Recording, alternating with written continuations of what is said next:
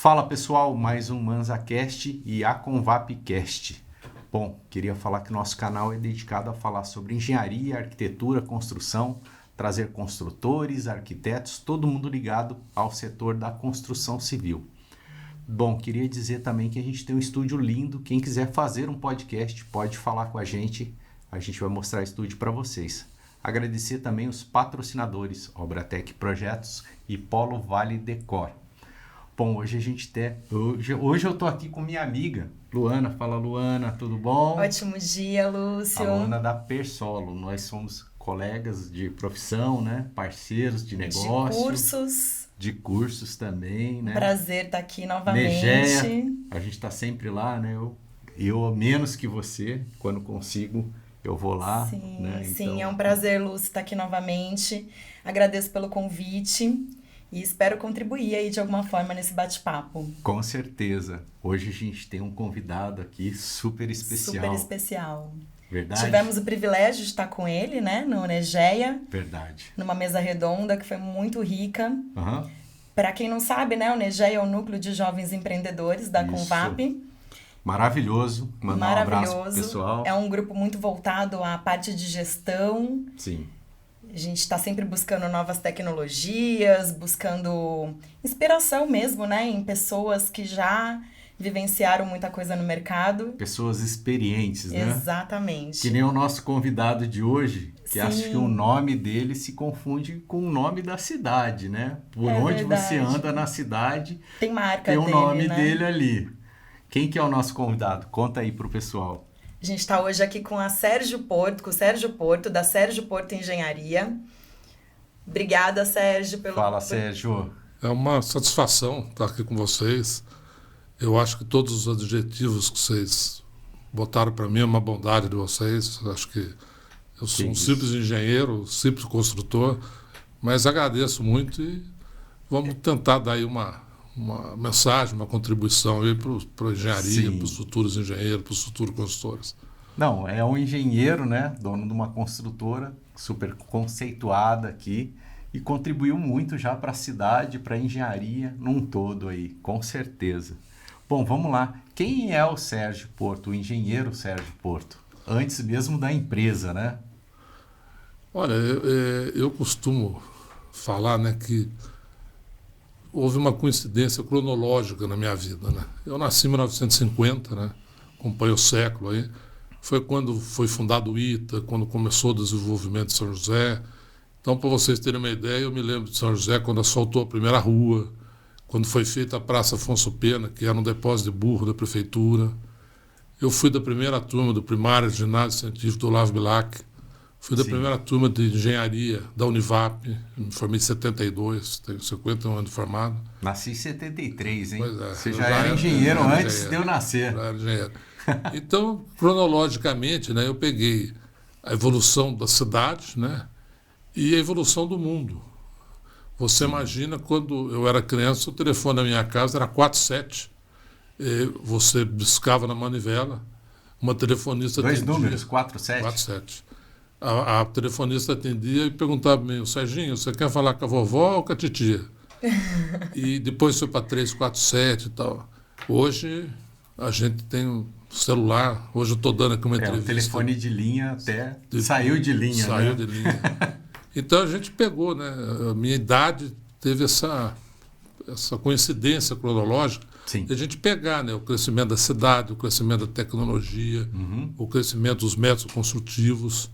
E eu, por ter assim, entrado nessa fase aí, eu, além de ter a minha atividade, né, na minha consultora, eu acabei sendo um dos fundadores da Convap, né, em 1982, fui o segundo presidente. Em 84 fui para o Sinduscom. Em 96 eu fui presidente do Sinduscom, que é o maior sindicato patronal da América Latina. É um dos 112 sindicatos que forma a Fiesp. E eu fui o primeiro presidente do interior. O Sinduscom sempre foi presidido pelo pessoal da capital, e eu fui o primeiro do interior. Eu, na verdade, nasci em São Paulo, mas ninguém sabe. Eu me considero joséense. Eu só nasci, que foi lá. Então, eu fui a primeira pessoa do Sinduscom São Paulo, né, que veio do interior e tal. E tem um monte de coincidência, né? Por exemplo, o Sinduscom, São Paulo é Sinduscom SP. O pessoal brinca que é Sérgio Porto.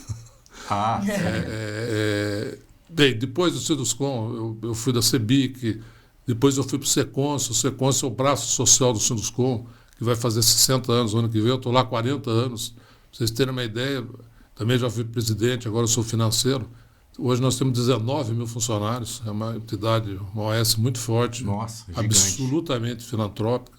Então a gente tenta dar assim, uma contribuição, não só na empresa, mas aí no nosso setor, né? Então, a vida, eu repito muito isso, né? A cronologia me proporcionou isso, né? Sim. Porque tudo aconteceu junto com a minha ordem cronológica, quer dizer, conforme eu ia crescendo, as coisas iam acontecendo. Legal. Agora vamos voltar lá no início. 72, você se formou. E agora, sou engenheiro, o que eu vou fazer? Tinha muito por fazer naquela época, mas conta aí um pouco do início da trajetória. O meu irmão, né, que teve o maior imobiliário da região, aí, que era o Luiz Roberto Porto Imóveis, com certeza, não é exagero, ele vendeu a metade da cidade, né? Por exemplo, o Jardim Satélite inteiro, Sim. foi ele que vendeu os primeiros prédios e tal. E São José, naquela época, teve um empresário que descobriu São José, que era o Alfredo Riscala, que era dono da que depois montou a Inovação Engenharia. E o meu irmão já trabalhava para ele, me indicou para me ser estagiário. Então, eu muito cedo, eu comecei a minha escola no dia 1º de abril, né? É mentira, mas é verdade. No 1º de abril de 68, e o meu primeiro emprego eu tenho a carteira registrada desde 1º de abril de 68. Comecei a trabalhar numa empresa daqui de São José mesmo, que era a maior empresa da região, na época, que chamava RZG, eram 4 donos, e depois fui trabalhar na Inovação. E lá também, né, a empresa não existia, o Alfredo Riscala era um empreendedor, pessoa física, e ele tinha muito financiamento da Caixa Econômica Federal. Daí, em 1970, a Caixa exigiu que as pessoas físicas transformassem em pessoa jurídica. Então, também é outra coincidência. Ele montou uma empresa, eu fui o primeiro funcionário, o primeiro gerente, o primeiro diretor. E nessa época, eu fiquei com ele até 82, nós construímos muita coisa com São José dos Campos. Legal. E aí, em que momento que você falou, vou montar a minha empresa? Ou depois da Inovação você passou por outras empresas? Olha, não, eu trabalhei na RZG uns 3 anos, depois eu fiquei uns 12 anos na Inovação. E na Inovação, como eu já falei, né, eles foram o empresário que descobriram São José.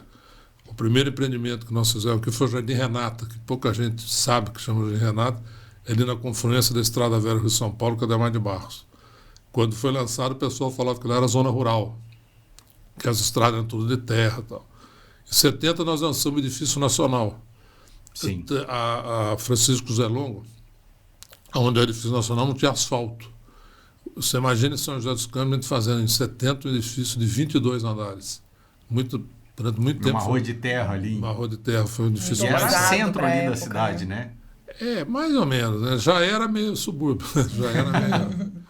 E daí, depois eu construí um Market Center, que é um edifício de escritório, que tem uma característica interessante, que foi o primeiro edifício de escritório do interior do estado de São Paulo de ter um heliponto homologado pela Aeronáutica. Infelizmente, só desceu o helicóptero uma vez, sou dono da empresa que colocou o helicóptero para ver se funcionava bem. Depois nós fizemos o VIP Center, que até hoje é um símbolo aqui na cidade, né, pelo elevador de vidro, pela tecnologia. Sim. E durante todo esse tempo aí eu construí muito. Tem até no VIP Center, me lembro que no NEGES comentou, né? Por conta de ser a pele de vidro ali, não ter a viga da frente, teve uma tecnologia. Foi uma super engenharia, Foi uma né? super engenharia. O VIP Center realmente... O elevador era importado. É um monumento de São José, né? O Riscala, ele era engenheiro civil, formado pela Poli, e ele sempre dava algum tratamento diferenciado para as obras que ele fazia lá. E naquela época já tinha... concreto aquela obra, também, né? Naquela época já tinha uns 2 edifícios na Avenida Paulista, que era do mesmo arquiteto que fez o VIP Center, um arquiteto chamado Roger Mencol, foi um arquiteto que só na Paulista tem uns 8, 9 prédios. Infelizmente ele morreu de infarto com 45 anos, um grande amigo meu, e ele quis fazer uma coisa diferente. E todos os elevadores panorâmicos que tinha na Paulista tinham as vigas, né, nos andares, para ligar as caixas do elevador. E ele fez questão de fazer o primeiro elevador do Brasil panorâmico que não tinha viga. Então, a estrutura foi muito difícil de ser calculada. Foi um professor da USP muito famoso, professor telêmico Van de Gogh, que desenvolveu o projeto. A pele de vidro foi desenvolvida na França. O elevador também era uma empresa, não era francesa, até era americana, mas também foi desenvolvido na França. Então, realmente foi um prédio assim, totalmente inovador, né? Sim. E daí nós tivemos uma oportunidade também, porque atrás do VIP Center funcionava o antigo tiro de guerra, o TG-45. E a inovação fez um acordo com a prefeitura, o prefeito era o Sérgio Sobral de Oliveira, nós construímos um tiro de guerra novo, que até hoje é de pedra urbana, e ficamos com aquele terreno. E construímos ali atrás as 3 torres do Patamares. Então eu tive a oportunidade de ter assim, o maior canteiro de obra residencial da história de São José. Patamares aqueles do lado. Aqueles 3 do lado. Nós construímos junto com o VIP Center. Então a gente foi adquirindo uma experiência, né? A gente acerta, a gente erra, né? Mas vai se aprimorando e tal. E como meu irmão já tinha a imobiliária aqui em São José, ele sempre discutia comigo da gente montar uma construtora e tal. E daí, em 1978, né, nós resolvemos montar, meu irmão era meu sócio, a Sérgio Porto de Engenharia. Eu fiquei ainda na inovação até 82, e naquela época eu ganhei um apelido na cidade, porque como eu já tinha o conhecimento da cidade e tal, a agência de publicidade fez uma página dupla lançando a minha consultora, e o título era Já Nasceu Forte. E daí eu fiquei uns 5 anos sendo chamado de Hulk. Na época, o famoso era o Hulk e tal, então o pessoal brincava com isso aí. Eu, apesar de ter saído da inovação em 82, eu construí muito para eles depois, né? Sim.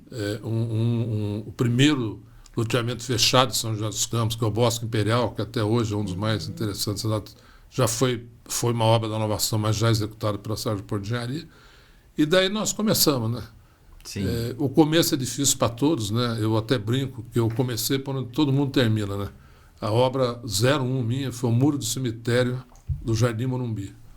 Eu fiz o muro do cemitério e o aditivo foi a crucifixo, como é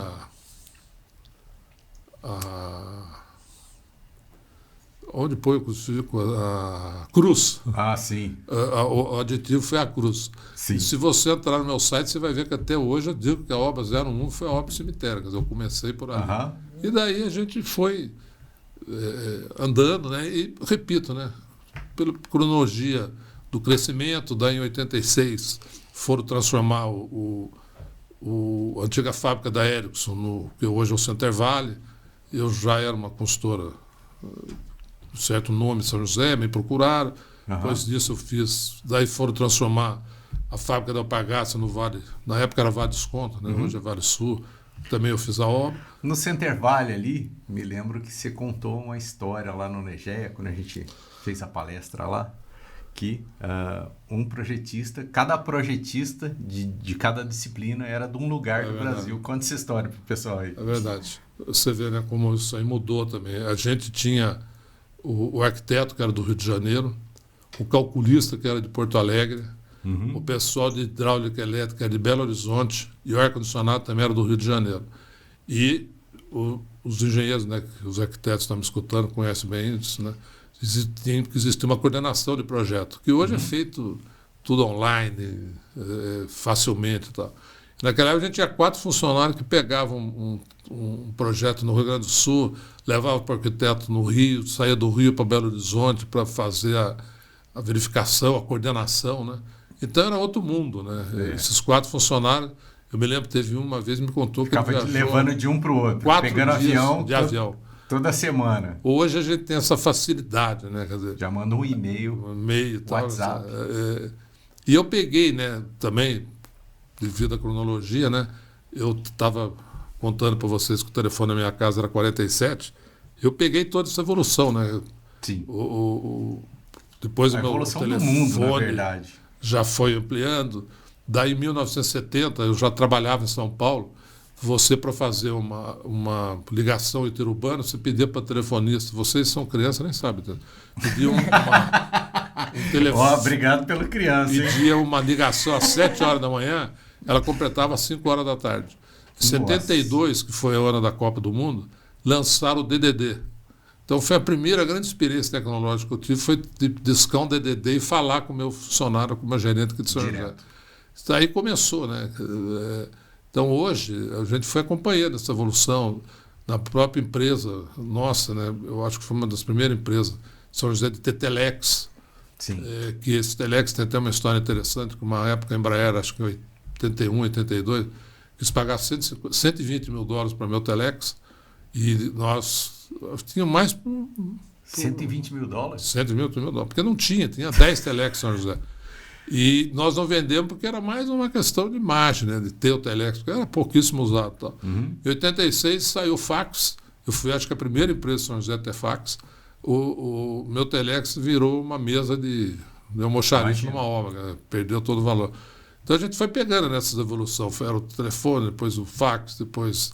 E hoje, né, o pessoal mais novo nem sabe o que é fax. Né? A velocidade é outra, né? Eu mostrei para o meu neto. Sabe nem que é o disquete. Pois é. Então, a gente foi, né, teve a oportunidade, né, teve... assim, a visão de ir acompanhando, né, toda essa evolução. Eu fui uma das primeiras empresas também, acho que no país, de ter um computador. Naquela época o computador era o tamanho dessa mesa aqui, o computador era desse tamanho, mas eles vendiam por $200 mil. Então, para achar que você não estava pagando muito, isso por uma mesa grande, né?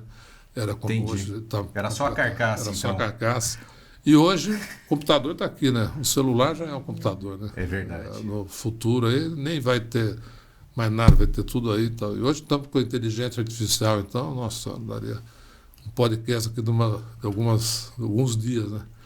Então isso aí. Eu acho que realmente a gente pegou essa evolução e eu acho que eu sempre dosei um pouco, sabe, do aumento do crescimento da minha construtora, dos meus negócios, com também uma participação nas entidades de classe, nas entidades filantrópicas, sabe? Eu acho que é importante a gente dar alguma coisa, né? O meu pai era rotariano e o slogan do Rotary, não sei se vocês conhecem, é dar de si antes de pensar em si. Sim. Esse é o slogan do Rotary. E eu fui formado com isso, né? A gente ter assim, uma atuação também junto à sociedade e tal. E isso aí, fui seguindo a trilha aí e fizemos aí. Hoje eu estou começando uma nova obra aí, que é um loteamento que eu estou fazendo na fazenda que nós temos aqui na Urbanova, e já acho que é a obra 348, 349 nossa. E tivemos a oportunidade de realmente construir em diversos estados, em diversos lugares, para diversas empresas aí. Sim. E acredito com algum sucesso aí que passamos todos esses anos aí com um nome bom. E no meio disso tudo veio a cidade de Matarazzo também, né? A cidade de Matarazzo foi assim, o último grande obra que eu peguei, né? Eu quando peguei, eu nem imaginava assim, o tamanho do problema que tinha lá. É uma obra tombada. Lá nós restauramos uma igrejinha que tinha lá, nós escavamos 8 subsolos para baixo. É impressionante essa... antiga maternidade, o que ficou famoso foi a igreja. Mas a maternidade, que hoje tem 42 apartamentos de hotel, debaixo da maternidade hoje tem 3 andares. Nós fizemos embaixo de um prédio tombado e você não vê uma trinca, uma fissura. Todo a Convap chegou, né? Aí lá. A gente fez uma visita. Aquela construção toda feita de tijolinho, modelo antigo. Isso. Além do prédio do Jean Nouvel, que hoje, com certeza, um dos 3 ou 2 arquitetos mais famosos do mundo, né? É um francês que construiu muito em Dubai, nos países árabes, na China e tal, que é um prédio que também já está pronto. E foi um desafio. Na verdade, quando eu entrei, eu não tinha bem noção do tamanho da dificuldade. E tal. Durou quanto tempo a obra? Olha, eu acabei morando em São Paulo quase 7 anos, 6 anos e meio. A obra demorou mais, né, por causa dessa desgraça aí que realmente prejudicou todo mundo, que foi o Covid, né? Pegou na questão da pandemia, né? Na pandemia, o grupo que estava construindo lá parou as obras no mundo inteiro, e no Brasil não parou, mas diminuiu o ritmo, e realmente a pandemia atrasou muito e tal. E também a dificuldade do projeto, né? Por ser uma obra tombada, você construir com uma fiscalização dos órgãos que tomam conta disso não é fácil. O projeto é muito difícil. Para você ter uma ideia, o prédio são 212 apartamentos. Não tem dois iguais. São 212 casas diferentes. O projeto do Jean Nouvel e a decoração do Philippe Starck. O Philippe Starck, você construir, né, um projeto detalhado por ele é muito complicado, é muito difícil. É um ícone, né, do design mundial e muito fiscalizado, né? Ele com a esposa vinham na obra pelo menos 2 vezes por ano e tal. Mas conseguimos, vencemos o desafio lá e realmente foi assim, deu uma satisfação muito grande fazer aquilo tudo. Tem também o Educa Mais, né? Em Jacareí também, que eu acho um ícone, assim, para o Vale do Paraíba. Né? Rui Otaki. O Educa Mais, primeiro, né? Ele, um pouco divulgado, ele recebeu 3... Não, o Rui Otaki, que inclusive ficou assim, meu amigo pessoal, uma pessoa fabulosa, infelizmente faleceu. E fiquei muito amigo dele durante a obra, ele me colocou inclusive outras obras dele e tal. Ele é um gênio, né? Filho da Tomi, que é outro gênio, né? E realmente, eu tive lá um dia desse, fui numa apresentação lá, e realmente, infelizmente, São José não tem um teatro igual, né? São José devia ter um teatro à altura do que está lá. Mas realmente é um símbolo e foi uma obra também muito interessante para a gente fazer. Quer dizer, não teve a dificuldade de uma cidade de Matarazzo, no Rosewood e tal. Mas o detalhamento, por exemplo, ele tem muitas peças, inclusive que é da Tomi Otaki, né? Que a gente, aqueles arcos metálicos e tal, a Tomi que desenhou. Você imagina, nós simples engenheiros executar aquilo, né? Foi uma dificuldade uma muito arquitetura grande. única, né? Só ali que tem, né? As paredes todas curvas e tal. O Rui deixou um legado aí na construção que é impressionante. Os prédios dele. Para mim, ele tem o hotel, na minha opinião, o hotel mais bonito do mundo, que é o Nick em São Paulo. O Nick é uma coisa ímpar, né? Maravilhoso. Eu fiz uma visita guiada por ele lá, e cada canto, cada detalhe tem uma história, sabe? Nada é do nada. Por acaso, né? Nada é por acaso. É inacreditável a sensibilidade artística que esse arquiteto tinha. Era assim, de ser reverenciado. E vocês construíram também os cinemas, né? Os Cinemarques. O Cinemark foi uma coincidência muito boa, né? Eu estava fazendo Colinas aqui em São José, naquela época, né? Acho que 30 anos atrás. Não tinha cinema no Brasil, né? Tinha acabado o cinema, né? Não existia cinema. E um dia o incorporador lá do Cinemark me ligou e falou que ia trazer... Desculpa, o incorporador do Shopping Colinas me ligou e falou que ia trazer um cinema americano com 14 salas. Eu falei, tá brincando, né? Bem, uma semana depois eu estava em Dallas, junto com o dono aqui do shopping, conversando com o Cinemark, e o Cinemark veio para o Brasil, quem trouxe foi esse incorporador, e eu fiz a primeira obra do Cinemark, que foi aqui no Shopping Colinas. O primeiro escritório do Cinemark no Brasil foi dentro do meu escritório em São Paulo, eu sempre tive escritório em São Paulo, e nós criamos um vínculo muito grande. Eu construí Cinemark no Brasil inteiro, em 11 estados, 12 estados, e entre todas as obras nós fizemos 71 obras para eles. E foi outra... Maioria em shopping ou tinham muitos cinemas? 100% shopping. Não 100%, existe. né? No Brasil é diferente dos Estados Unidos, do Canadá, no México tem conjunto, né, que é só cinema e tal. Aqui todos são shopping, né? E com uma dificuldade muito grande, né, porque a maioria é em shoppings já construídos e sempre no último andar. Então, uma logística dificílima, só podia trabalhar de noite, só trabalhar horário, né? O horário complexo. E eu tenho coisa que eu lembro, assim, eu não sei como é que a gente conseguiu, né? E fizemos, por exemplo, nós fizemos um shopping, o shopping Rio Mar, em Recife. Lá tem 18 salas de cinema e 6 salas VIP. Uau. No último andar. Assim, né, é o maior Cinemark do Brasil e um dos maiores do mundo. E sempre assim, no último andar, né, lugar mais difícil para você ter uma logística de levar material e tal. Mas tivemos aí um sucesso, trabalhando pela vida inteira. E o último Cinemark nós fizemos, inclusive em frente à cidade de Matarazzo, lá com o Shopping Cidade de São Paulo, Foi o último que eu fiz para eles e foi o último que eles construíram, porque logo depois veio a pandemia, né? E a pandemia prejudicou muito nessa indústria cinematográfica. Sim. Primeiro, que ficou fechada, acho que eles tinham 200 mil funcionários no mundo, né? Porque o cinema é uma rede mundial. Então, perderam muito dinheiro. Infelizmente, né, o pessoal começou a ver mais negócio de Netflix e tal, então diminuiu a demanda. E é um dado interessante, né? Desde a pandemia que não foi construído um shopping no Brasil. E o shopping existente hoje já tem Cinemark, hoje tem um concorrente grande deles, que é uma empresa mexicana que chama Cinépolis, que também está no tamanho, quase do tamanho do Cinemark, mas nenhuma das duas está construindo mais, porque não tem demanda. Bom, grandes obras, né? Construiu aí os 3 shoppings da cidade, né? O Center Valley, o Colinas, Vale Sul, e diversas obras fora da cidade, do estado, inclusive.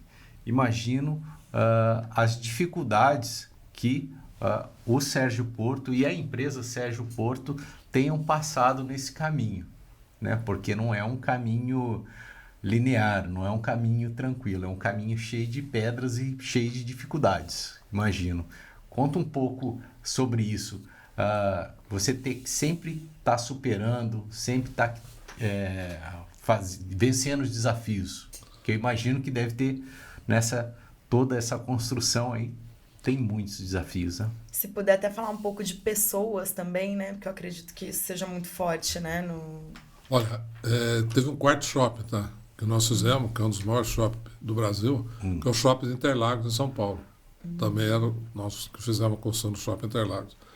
E lá nós fizemos, porque o Center Valley era metade da Real Engenharia, uma consultora do Rio, e metade da Rede Globo. A Rede Globo tinha uma incorporadora que se chamava São Marcos. E eles eram sócios do shopping lá em São Paulo também, do Shopping Interlagos. Como eu tive sucesso aqui no Center Valley, eles me levaram para São Paulo e a gente construiu o Shopping Interlagos, que acho que é o 3º maior shopping do Brasil. Também fomos nós construindo. Olha, eu acho o seguinte, construção... O primeiro segredo é o seguinte, é aquele ditado antigo que vocês são muito jovens, vocês conhecem, que o olho do porco engorda o dono. Conhecemos. Então, a gente tem que ficar muito em cima. Segundo, eu tive uma equipe maravilhosa. Quer dizer, eu tive funcionário. Para você ter uma ideia, a gratidão e a amizade que eu tenho por eles é tão grande que agora, no sábado, eu vou fazer lá na fazenda um churrasco com umas 40 pessoas que são todos ex-funcionários meu, ex-funcionário. Então a gente tem uma relação assim muito próxima. E não existe, né, o Sérgio Porto, né? Existe a Sérgio Porto como empresa. Sim. E eu tive sorte, e eu acho que isso é um pouco de sorte, sabe? Não é dom, não é visão, não é nada, de ter realmente profissionais assim, de primeiríssima linha, sabe? Eu fiz esses cinemas todos no Brasil inteiro e tal, porque realmente eu peguei pessoas assim, do mais alto gabarito, né, da mais alta responsabilidade. Para você ter uma ideia, acho que eu contei essa história na Convap, eu estava construindo o Cinemark de Brasília, com uma engenheira, Letícia, do Rio Grande do Sul, que fez diversos Cinemarks para mim. E no meio da obra, por uma dádiva de Deus, por acidente, ela ficou grávida. E essa garota, quando ficou grávida, eu falei, eu vou te substituir. Ela falou, não, eu vou entregar essa obra. A garota ficou na obra, teve o bebê, 72 horas depois ela estava de novo em Brasília com uma babá, e essa menina terminou e entregou a obra para mim. Quer dizer, isso não existe. Super Sim. comprometida, As né? meninas, hoje, elas, quando tem filho, ficam, sei lá, 3, 4 meses sem trabalhar e tal. E ela Sim. poderia ficar, e ela não quis. Quer dizer, não é nem comprometida, né? A responsabilidade é incrível, né? Sim. Então, essa equipe aí que eu respeito muito, tenho um carinho muito grande por eles aí. A gente, né, como eu falei, a gente vai até se encontrar esse final de semana, né? E é isso aí que é um grupo de pessoas que faz, né? Mas teve vezes aí que eu estava construindo em 4, 5 estados diferentes, Cinemark e tal. Às vezes eu saía de São José domingo à noite e voltava no outro domingo percorrendo as obras, pegando um avião, indo para uma cidade, indo para outra e tal. Interagindo, né? Para o pessoal sentir também assim, um apoio, né? A gente Sim. vai mais, não é tanto para fiscalizar, é mais para Você imagina você pegar um engenheiro, né, seu e mandar, aconteceu isso comigo, fazer um cinema em Manaus, cara de São José, outro para fazer um cinema em Natal, longe da família, longe dos filhos. Né? Então é importante você ter ali uma interação, um convívio, para eles se sentirem até protegidos. Né? Sérgio, você conseguia acompanhar essas obras mesmo sendo fora de São José, de São Paulo? Olha, uma vez, eu contei isso lá também, eu era presidente do Sinduscom, e aquela época tinha a revista Construção em São Paulo, que infelizmente acabou, que era o ícone, né, do jornalismo, da engenharia da arquitetura e tal. E eles foram fazer uma entrevista para mim e perguntaram para mim qual era o meu hobby. Eu pensei, falei, meu hobby é construção. Eu só culpa assim, porque a Mônica, minha esposa, acompanhou muito isso. Eu, domingo, eu pegava o carro e ia nas obras. Você não imagina as vezes que eu fui na obra domingo, numa obra que você acabou de falar aí, que era o Educa Mais. Realmente o Educa Mais foi uma obra muito também difícil, né? Aquela arquitetura não é fácil, ser muito bem feita e tal. E eu ia muito. E na época eu estava com muita obra, eu ia domingo, eu ia para lá, almoçava, chegava lá 1h da tarde e ficava até 6, 7 horas da noite. E de vez em quando o meu engenheiro, lá tinha uns 2, 3 engenheiros, sabiam que eu ia, eles iam também no domingo para a gente ficar discutindo e tal. Então tem que acompanhar, sabe? Eu acho que o meu setor é muito difícil, né? Hoje está mais difícil ainda. Quando eu comecei, né, a gente tinha uma mão de obra melhor, mais preparada, né? Eu tinha os mestres, quando eu fiz, por exemplo, o Edifício Nacional, eram os mestres espanhóis. Era um nível muito bom, né? Então, eles tinham um gerenciamento, um domínio sobre as equipes muito grande. Tá?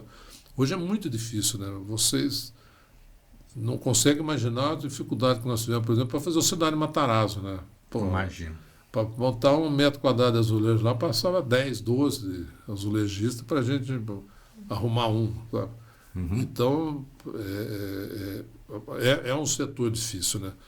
Que hoje está se modernizando, eu acho que está entrando mais fortemente a industrialização, você já viu muita coisa de pré-moldado, a parte, né, que você inclusive trabalha, que é a parte de projetos, está muito mais fácil, né? Antigamente, eu me lembro, né? Acho que vocês também não sabem disso, eu ia no escritório de arquitetura, você mandava arrumar alguma coisa, eles pegavam gilete e raspavam no papel vegetal. Eu me lembro disso. Você sabia que isso? Você nunca ouviu falar, né? Raspava o vegetal, o papel vegetal. Né? Antes do AutoCAD isso, né? Que eu desenhava na reguinha ali, na mesa e era tal. Tudo Tinha aquela aranha, né? Que fazia o escrita ali. E era tudo no papel vegetal. Eu tenho uma história muito cômica, né? Que quando eu fiz o Edifício Nacional, o arquiteto foi um dos arquitetos mais interessantes que teve aqui em São José. Acho que hoje ele mora em Ubatuba, como você já ouviu falar, que era o Willy Petcher.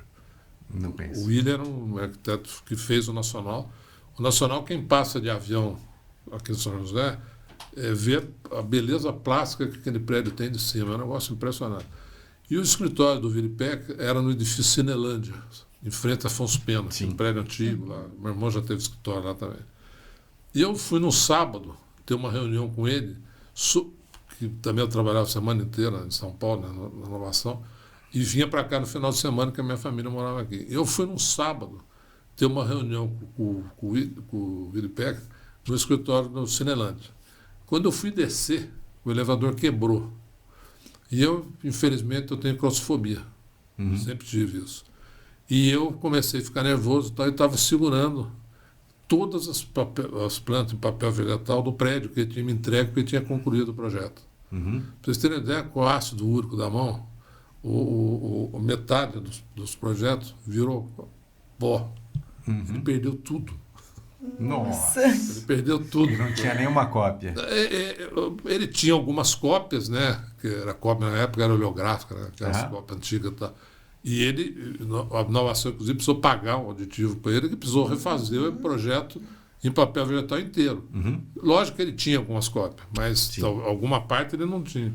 Mas você vê como é que ele é. Hoje não tem mais isso, né? Hoje, muita coisa mudou, né? Você pega mestre de obra que já está trabalhando com laptop, com iPad, já está totalmente diferente, né? A evolução foi muito grande. Né?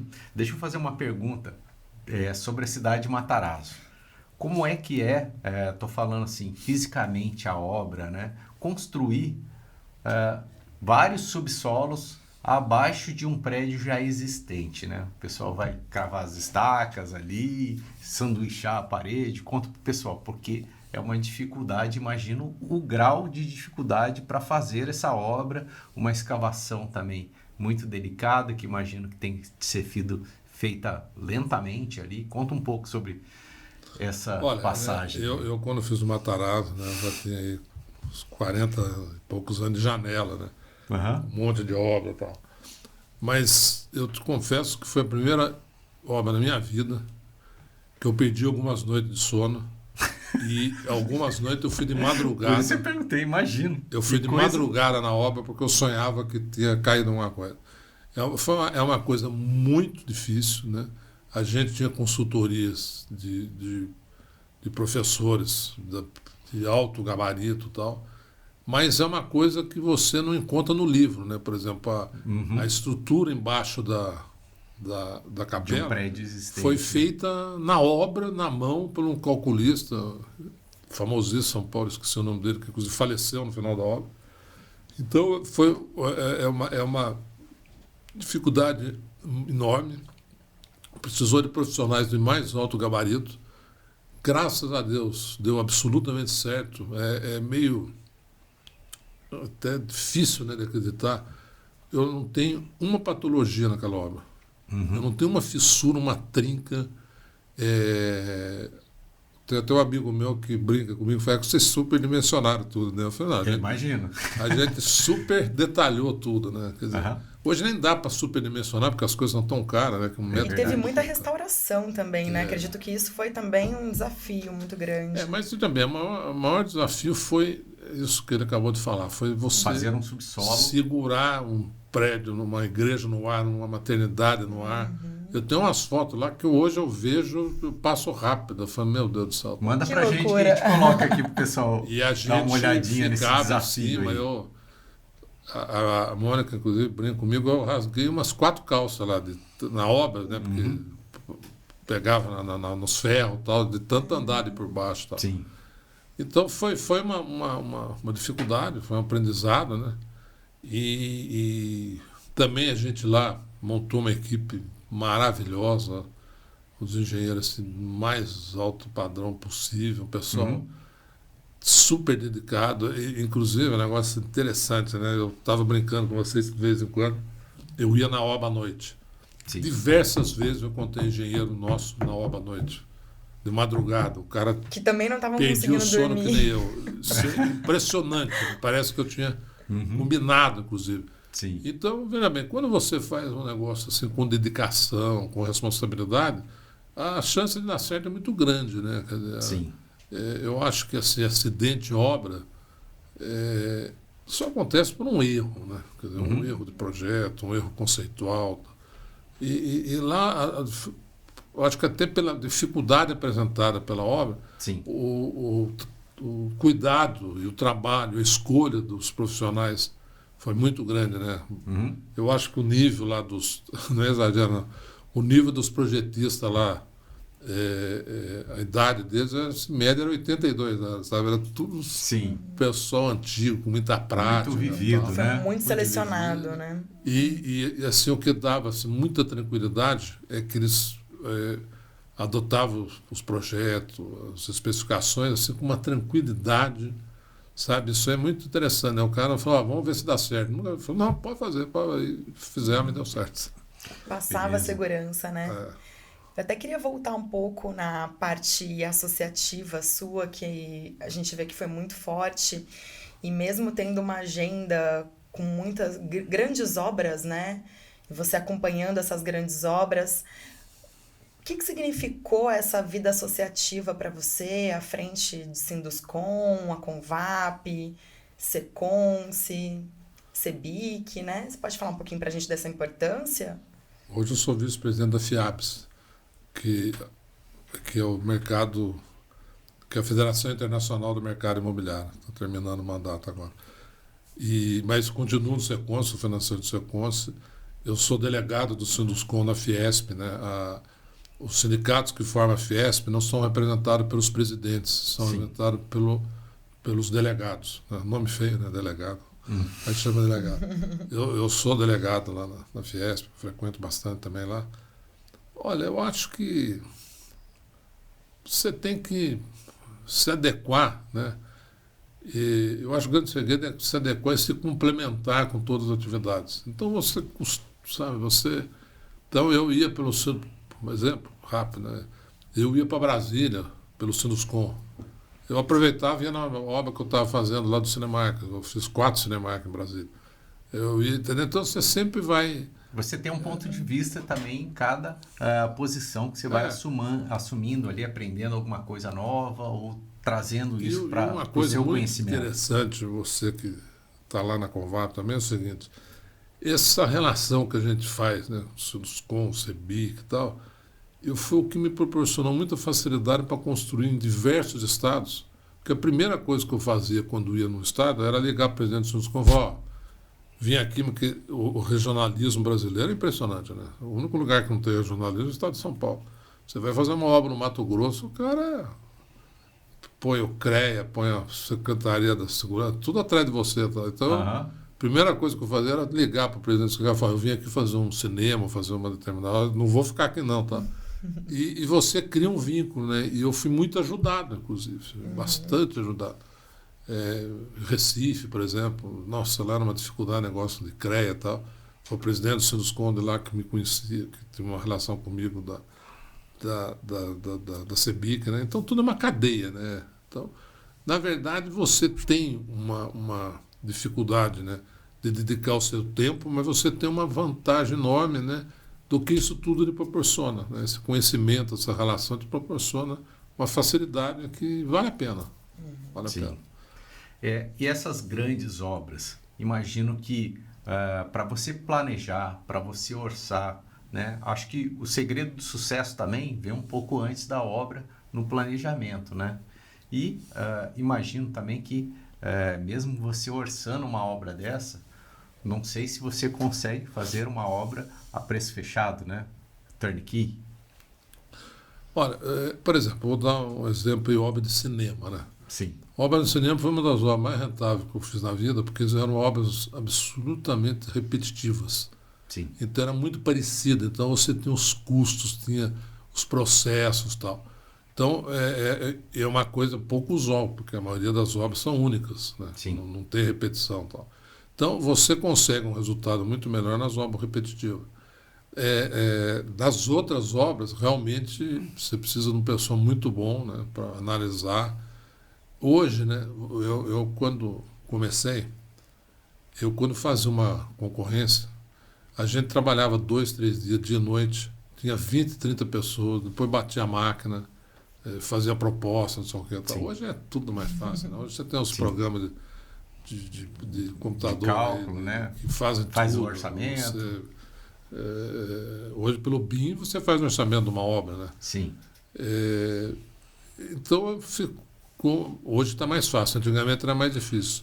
Eu acho que daí, a hora que você pegou, né? Daí tem que fazer. Sim. E se você assim, teve algum erro no projeto, algum erro de interpretação, tal, você sempre tem alguma chance de pedir um reajuste, de pedir um realinhamento de preço, tal, que isso aconteceu. Eu fiz obras aqui, que eu gosto muito até de passar por lá. Uma das obras, não sei se vocês conhecem, o antigo Centro de Treinamento da Embraer, que hoje é a sede do Ministério da Aeronáutica, né? Ali na entrada da Embraer tem um centro de treinamento, muito interessante. Que lá nós fizemos o projeto, especificação e construção. Ali foi um turnkey mesmo. Inclusive o projeto, você vendo de cima, o prédio é um avião. Pouca gente sabe disso. Sim. Então ali foi uma obra que teve tantas interferências, né, da Embraer. Hoje não é mais da Embraer. A Embraer hoje passou esse prédio para o Ministério da Aeronáutica. Eu não sei direito como é que foi a transação lá. Mas foi um prédio que teve muita intervenção, muita mudança, tal, que foi uma obra que a gente teve, acho que 50 aditivos lá, pela tipicidade da obra. Nós construímos muito também no CTA. O CTA tem o IAI. Eu morei lá, cresci lá, na verdade. Então, o IAI e o IAV, 90% das obras são nossas. O IAV, todo o IAV, o IAV Instituto de Estudos Avançados, que é aquele que é depois da estrada. Aquele lá inteirinho fomos nós que fizemos. Então, esse tipo de obra... na Tamoios ali, né? Na Tamoios. Lá, por exemplo, no IAV tem o ENU. O ENU é Estudo Nucleares. É onde era para desenvolver a bomba. Começou a ser desenvolvida a bomba atômica brasileira e tal, né? Que no fim foi cancelado. Vocês, para terem uma ideia, debaixo do IAV tem um túnel de 1 quilômetro, que seria um túnel de teste. Eu não posso falar muito o que é, né? Segredo. Isso eu não sabia, não. Lá tem o ENU, que é Estudo Nucleares, acho que hoje está desativado. Nós já fomos o primeiro país do mundo em pesquisa de raio laser. Nós suplantávamos, na época, a Rússia e os Estados Unidos. Hoje a gente deve ser o 100º, porque perdeu. Mas você conviveu no CTA, o CTA teve uma época que teve uma tecnologia de ponta, né?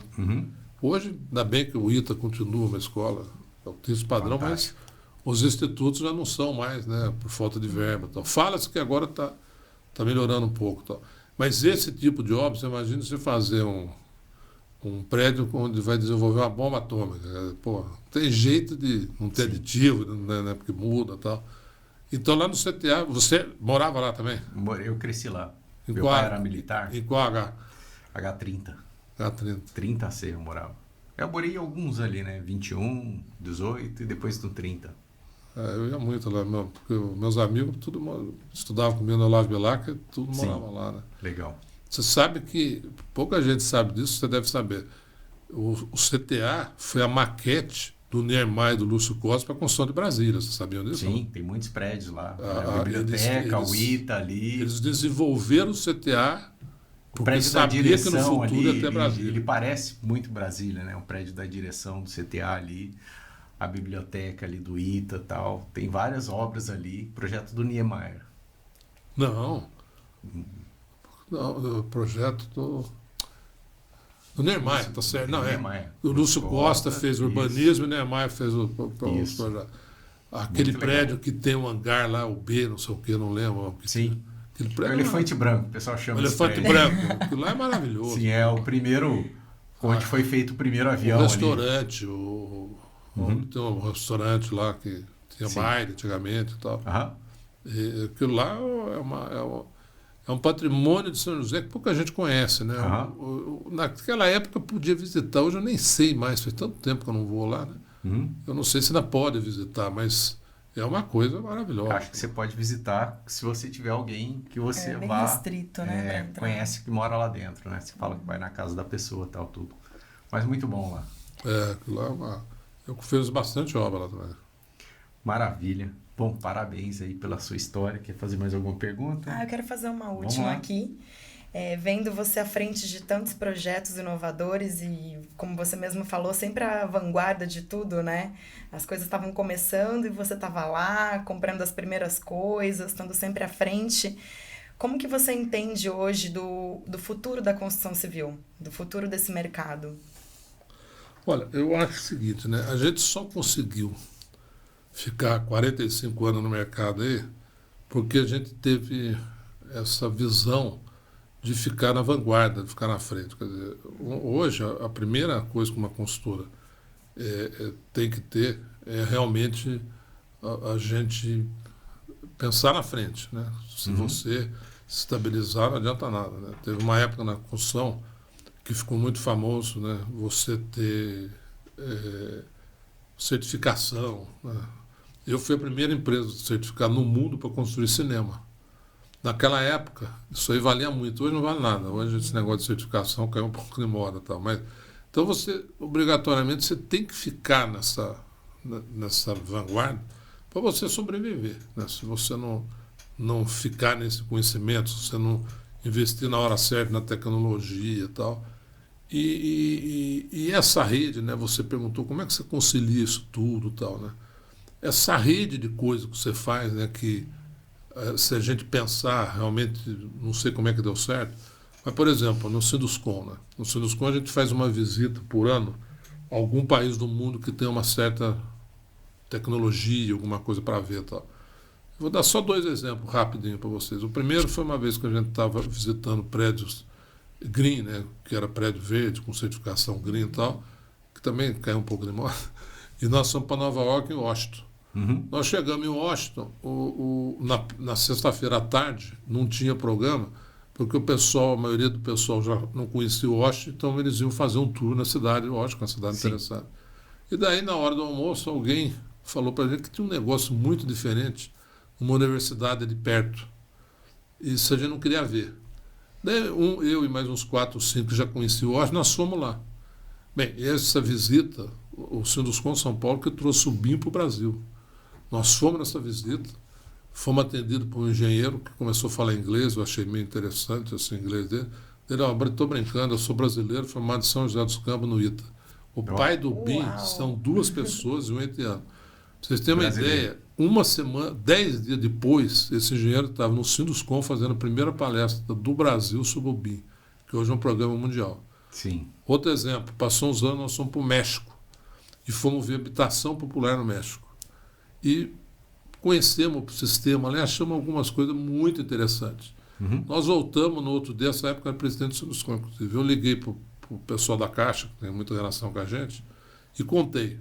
A Caixa foi muito ágil, uma semana, 10 dias depois, eles foram para o México, e o Minha Casa Minha Vida nasceu dessa visita, que, diga de passagem, a Caixa aprimorou muito. Quer dizer, eles pegaram a parte muito boa do México e deram uma melhorada. O Minha Casa Minha Vida nasceu de uma viagem que nós fizemos. Então, isso tudo que você faz, você cria uma malha de conhecimento, assim, que é muito importante. Contribuiu para o país aí, né? Minha então, Casa Minha Vida. O futuro da construção, sabe, eu acho que é um slogan tão banal, né? Mas o Brasil tem tudo para fazer, né? O Brasil não tem déficit de água, de esgoto, de estrada, não tem estrada de ferro. Então, a construção é um futuro muito promissor. Né? E hoje os governantes estão vendo, né, até pela história do mundo, né, tudo que aconteceu no mundo, né, que uma das melhores coisas para você investir no país, na economia, é na construção, né, que você gera riqueza. A cadeia é muito grande. Mercado, a cadeia secundária, terciária é muito grande. Você, quando faz um prédio, né, o prédio é uma coisa, mas tem desde o cara que vendeu o terreno, o corretor que vende o prédio, a decoradora, a fábrica de imóvel, o tratador de piscina, o cara aí tem o pedreiro, aí tem o cara a mulher que vende a marmita, segurança, tem o mercadinho da onde ele mora, né? O cara que vende cachorro-quente na porta, que isso é toda obra assim, tá? Então, eu acho que o futuro da construção é muito, muito promissor, né? Isso aí não é uma continua sendo, né? Continua sendo.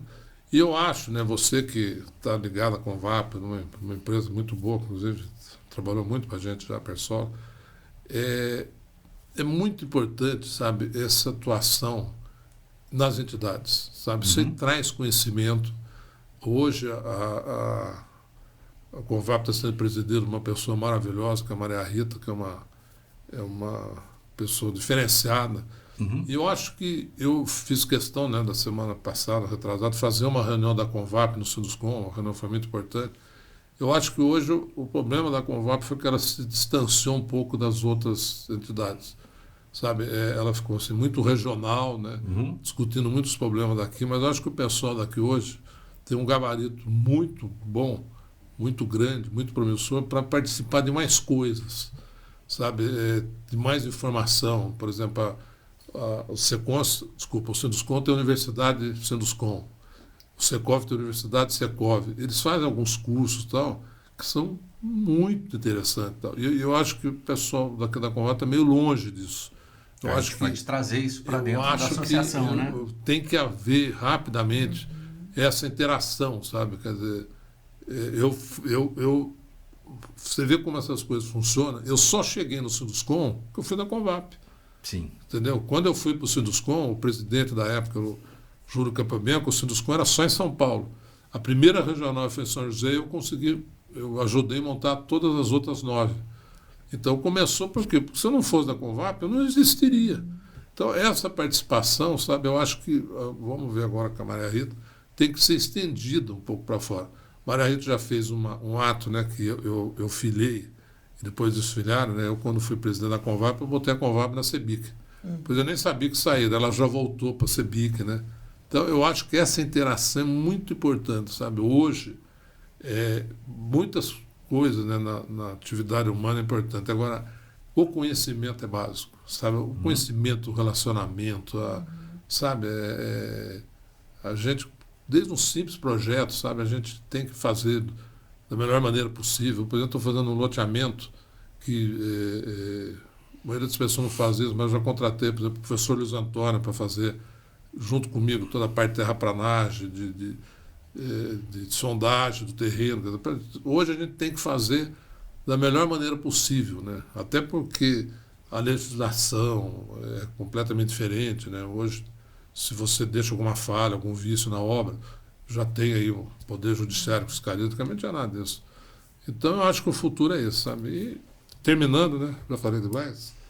Eu acho que o importante, né, é a gente deixar na vida um legado, né? Eu acho que a gente tem que deixar um trabalho, né? Eu acho que o essencial da nossa vida é isso. Deixar um trabalho, deixar um legado, deixar a nossa bondade, né, em algum lugar, como eu tento deixar no Seconce. E isso aí é a vida, né? A vida é passageira, mas é gratificante. Maravilhoso essa história muito aí. Bom. Olha, vou voltar um pouquinho aqui na história. A gente pulou a história do Urbanova, um grande bairro aí da nossa cidade, né? E tem o Sérgio Porto, tem toda a história do Sérgio Porto com o Urbanova, né? Desde o início. O Urbanova é uma história também, né, que envolve até um pouco os aspectos difíceis que a gente tem no Brasil, né? O Urbanova foi um empreendimento que o Sérgio Sobral de Oliveira, né, um grande prefeito, teve aqui. Ele trouxe o Banco Fukuoka, que é da cidade de Fukuoka, no Japão. Aquela local onde tem a Urbanova, onde tem a minha fazenda, era a antiga fazenda, uma das centenas de fazendas da Tecelagem Paraíba. Sim. Eles compraram aquela propriedade, os japoneses compraram. Eles ficaram, acho que, uns 5 anos para tentar a aprovação daquela ponte que tem lá. E depois de 5 anos nós convencemos ele de fazer a ponte sem aprovação e foi feita a ponte. E a gente tinha uma relação muito grande com eles, porque o meu irmão que vendeu a Urbanova inteira, né? Então, o meu irmão conhecia os japoneses e tal. A primeira etapa da Urbanova, que eram 1.000 e poucos lotes, o Luiz que vendeu, eu fiz até um pouco de obra e tal. Só que daí saiu o plano Collor, que tinha um negócio que vocês, acho que também não sabem, não sei se vocês conheciam, que chamava tablita. A tablita você comprava o negócio em 36 meses e tinha uma, segundo o Collor, né, tinha uma inflação embutida. Então, cada mês tinha um deflator. Então, um mês você pagava R$1.000 de prestação, no outro 900, 800. As outras prestações, diversas empresas, cancelaram o boleto, porque era mais caro o boleto do que a prestação. Daí nós fomos chamados, lá no Japão, no Fukuoka Bank, lá, para explicar, né? O japonês falou, como é que eu investi? Aonde eu pego esse dinheiro de volta? Né? Sim. O japonês não conseguia entender, né? Foi interessante essa experiência, nós ficamos uma semana lá.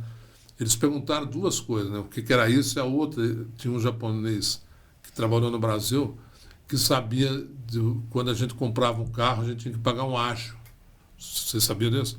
Não tinha carro. Então, não tinha carro para comprar. Então, você ia numa concessionária, o carro custava R$100.000, você pagava 10 mil por fora de ágio. Você sabe disso? Você sabia disso? Não, que aí valorizava, né? Porque então, você pagava por mercado, fora né? o mercado. Isso aí por fora da tabela da fábrica. Né? Isso aí o japonês que morou no Brasil, depois na semana ele descobriu e ele falou uma coisa que infelizmente eu concordo. Ele falou, o brasileiro é meio trouxa de fazer isso, né? Porque você pagar o negócio está diferente da tabela. E a medida da tableta, você imagina um grupo botar $1 milhão, por exemplo, $1 milhão no país, vender $2 milhões de terreno, ia ter um lucro, mas de vez 2 milhões vai receber $300 mil. Isso não entra na cabeça, né? É mais ou menos a história que eu tive no Cinemark com o CPMF. Que tinha inflação também, né? O valor ia subindo e a prestação ia descendo. O Cinemark aconteceu a mesma coisa, né? O Cinemark eu tinha uma relação grande com eles, eu conversava muito com eles e tal.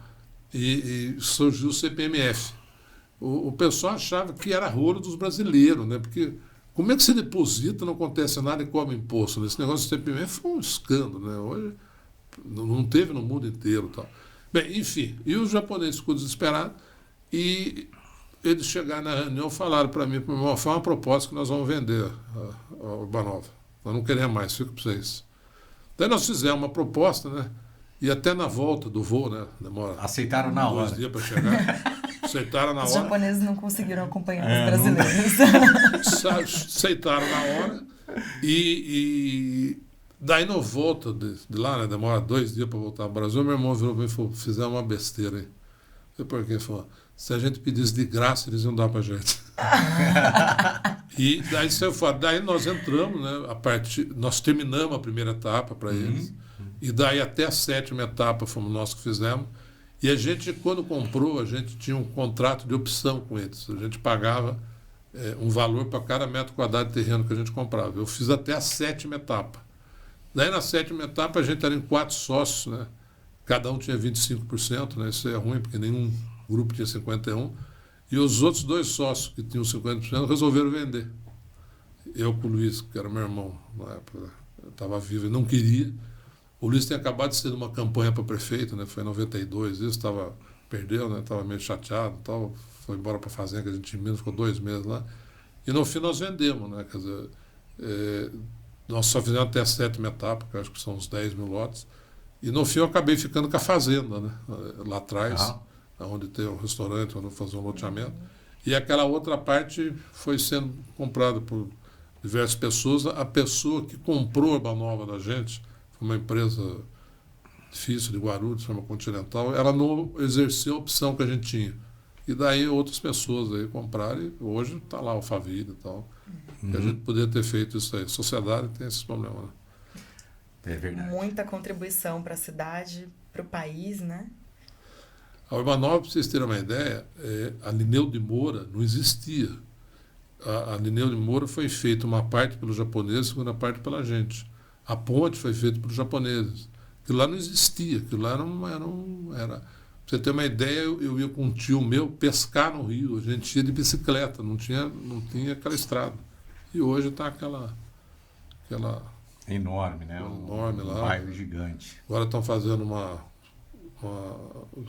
renovação viária ali, que vai ficar muito interessante, vai melhorar o fluxo, né? No futuro eles vão fazer uma saída lá por Santana, né? Que já estão fazendo a Via Jaguari lá, que é uma obra, pouca gente conhece, que São José é uma obra interessantíssima. Estão fazendo uma ponte em cima do rio, né? A terceira ponte de São José, de 400 metros, está em construção. Então vai ser uma nova saída, mas um pouco o resto daquele tudo ali vai ser ocupado, né? Daqui a uns 10 anos, aquilo tudo vai ser ocupado. Mas a Urbanova caiu no nosso colo graças à Tabrita. Beleza. A Urbanova tem outro detalhe, como você sabe, né? A gente, para alavancar a Urbanova, aquele terreno da Univap, aquele terreno tem 1 milhão de metros quadrados, que lá foi doado pela gente. O campus da Urbanova foi doado pela nossa empresa, que é a Nova Urba. Nós fizemos 2 doações para a Urbanova. Para a Univap. Nós fizemos na vida 2 doações para a Urbanova. O campus daqui de São José foi a doação que nós fizemos aqui na Urbanova. E quando eu fiz o Vila Branca, o Vila Branca da Univap, também, né? do Vila Branca também foi doação. Grande bairro de Jacareí. O Vila Branca tem um detalhe interessante que eu vou contar para vocês. Né? O meu sobrenome é Monteiro Porto. Eu sou Monteiro de São José, aquela rua Coronel Monteiro, meu avô, e Porto de Jacareí. E quis a vida que eu ligasse pelo Vila Branca São José com Jacareí. São José com Jacareí só ligou com a Vila Branca. E por coincidência nós fizemos. E ali vai ter uma tá via aqui, demais, né? Que vai vir aqui do anel viário, que vai ligar ali Jacareí direto. Ali fora a marginal que está sendo feita agora. Está sendo a duplicação da Dutra. E a prefeitura, você vai sair da Urbanova e vai chegar na Dutra sem um sinal. Eles já estão fazendo a entrada do clube ali, já mudaram, né? Agora é para a avenida. Você vai sair dali, a Urban assinou o contrato sexta-feira passada, vai fazer a duplicação do Limoeiro. Isso. Vai chegar em Por trás ali do Jacareí. Limoeiro. Jacareí fizeram aquela Davi Lino, que é a rua do teatro. Isso. Que sai debaixo de uma ponte que já tem. Então vai ligar São José com a Dutra, São José com Jacareí, Jacareí com São José, sem passar pela Dutra. Vai ser uma obra muito importante, termina no ano que vem. E esse sistema viário que vai ali onde hoje tem aquela arena da Farmaconde, na aprovação do projeto das vaquinhas ali, uma das obras de contrapartida, eles também acho que vão começar daqui uns 2 meses, é a duplicação desde aqui do clube até a estrada do Limoeiro, vai duplicar inteirinha, E quem vai fazer tudo é o pessoal do terreno da Vaquinha. Vai ficar muito Beleza, bom. Vai ficar muito interessante. Realmente, Vila Branca, a gente vê que foi mais uma visão que você teve, né? Porque é totalmente diferente de tudo que a gente viu ali em Jacareí, Vila Branca né? tem um negócio muito interessante, né? Como Urbanova, né? A gente fazia muita propaganda e tal. Para Urbanova, para você ter ideia, a gente comprava placa, comprava chapa para a prefeitura para eles pintarem o nome da Urbanova. Fazia reunião com o dono da concessionária de ônibus para botar ônibus na Urbanova e tal. E no Vila Branca foi a mesma coisa, a gente fez muito investimento. Tá? E o Urbanova tem um negócio muito interessante, que é real. O pessoal não fala que mora nem em São José, nem em Jacareí, eles falam que mora no Vila Branca. E é verdade mesmo. O pessoal fala que os prédios do Aquários faz parece sombra que é uma no Vila cidade. Branca. Eu moro no Vila Branca. Eu moro lá também. Já morei lá, na verdade. Moro perto ali. Você morou em qual lá? Eu morei na avenida principal, na Avenida das Letras. Um prédio ali. Sérgio Porto. No Colinas de Vila Branca. Ali naquele prédio, né? Você construiu, as contribuições que a gente faz na vida. Né? Aquele bairro eu consegui uma coisa que sofri para burro para conseguir, porque um dos papéis das câmaras municipais, né, é botar nome de rua de cara que morre. Então ali tinha um monte de rua. E eu consegui botar ali, em todo Vila Branca, nome de artistas brasileiros falecidos. Você sabe disso? Sim. Todas as ruas, então, por exemplo, a Avenida Principal. Bairro lá em cima lá. É a Avenida das cantor, Letras, né? E tal. E todas as ruas, a gente botou um totem com um desenho da pessoa e com um currículo. Mas essa história já quebraram e tal. Lá, por coincidência, inclusive, tem uma rua que chama Sérgio Porto, mas não sou eu, Stanislau Ponte Preta. É a rua lá. E nós conseguimos isso aí. Você vê como as coisas no Brasil é difícil, né? É uma coisa assim, extremamente cultural. Você não imagina o trabalho que eu tive na Câmara para provar isso. E um projeto tão bacana, né? Tão interessante. Eu já ganhei até um prêmio disso aí. Então é uma coisa, nós fizemos toda essa programação, a gente tinha 4 totens com mapa para você chegar na rua. Acho que um totem que já não está mais lá, tal, né? O brasileiro não tem alguns lá, tem alguns. Tem, né? Já tem. Mas foi uma coisa que nós fizemos lá no Vila Branca, que foi uma contribuição para a cultura, né? Diversas pessoas já falaram, pô, que bacana. Eu li lá que tal pessoa, nem sabia quem era tal. E tem lá uma bibliografia. Sempre fazendo mais do que o combinado. É isso aí. Sérgio, gratidão pela sua participação, pela contribuição aí pela cidade, né? Com também as entidades que você participa. Você falou do legado. Eu acho que você deixou um grande... deixou não, né? Tá aqui ainda, né? Mas construiu um legado gigante aí ao longo da carreira, da sua empresa, e contribuiu até com Minha Casa Minha Vida, contribuiu com o Brasil, na verdade, né? Muita coisa, né, Luana? Sim, agradecer, Sérgio, por essa manhã, foi maravilhoso. A gente se falou um tempo atrás, acho que faz mais ou menos um mês, mas realmente é sempre muito rico e muita satisfação e uma inspiração muito grande estar com você, ouvir sua história, sua trajetória. Acho que a palavra mesmo é uma inspiração, né? A gente com sai certeza. Esse mais podcast inspirado. Aqui, nossa, vai ficar na história. Muito bom mesmo. Olha, foi uma satisfação muito grande estar com vocês. E é gostoso, né? Contar a história e tal. É uma satisfação muito grande estar com vocês aí, né? A gente acompanhou, né, a história de São José e tal.